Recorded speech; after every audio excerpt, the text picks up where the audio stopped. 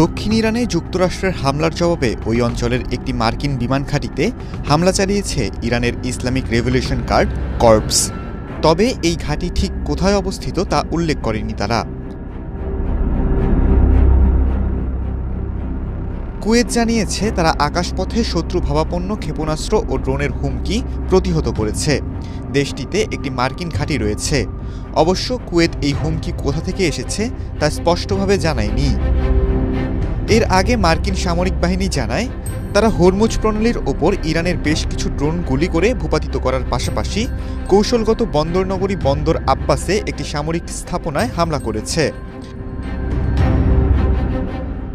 নতুন করে ছড়িয়ে পড়া এ উত্তেজনা যুক্তরাষ্ট্র ও ইরানের মধ্যকার ভঙ্গুর যুদ্ধবিরতিকে ফেলেছে হুমকির মুখে। গত ৩ দিনের মধ্যে এ নিয়ে দ্বিতীয়বার ইরানের লক্ষ্যবস্তুতে হামলা চালালো যুক্তরাষ্ট্র। মার্কিন কর্তৃপক্ষ দাবি করেছে আত্মরক্ষার স্বার্থেই এ হামলাগুলো চালানো হয়। মার্কিন সেন্ট্রাল কমান্ড জানিয়েছে বন্দর আব্বাসের যে স্থাপনাটিতে হামলা হয়েছে সেখান থেকে পঞ্চম একটি ড্রোন উৎক্ষেপণের প্রস্তুতি চলছিল।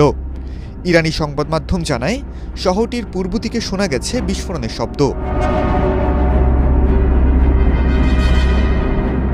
সেন্টকম তাদের এই পদক্ষেপকে পরিমিত, সম্পূর্ণ আত্মরক্ষামূলক এবং যুদ্ধবিরতি বজায় রাখার উদ্দেশ্যে নেওয়া ব্যবস্থা হিসেবে বর্ণনা করে জানায় তাদের বাহিনী ইরানের 4টি আত্মঘাতী ড্রোন ভূপাতিত করেছে, যেগুলো হরমুজ প্রণালীর আশেপাশে হুমকি তৈরি করেছিল।